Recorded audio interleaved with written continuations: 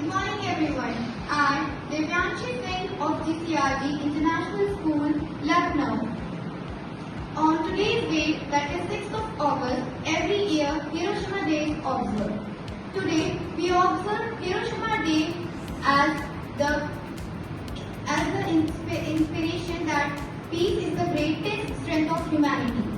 This inspires us to choose peace over conflict, unity over hatred, and hope over fear.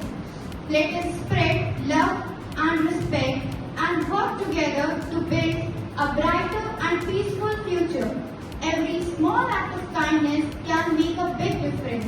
Let us be the generation that chooses peace, compassion, and harmony. Thank you.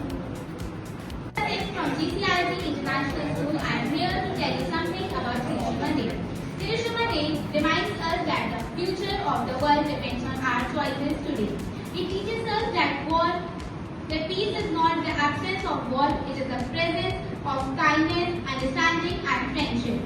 Let's celebrate the values of humanity by being kind, understanding, and forgiving to one another. When we replace anger with empathy and differences with acceptance, we create a world filled with peace. May we always work together for a future where peace, unity,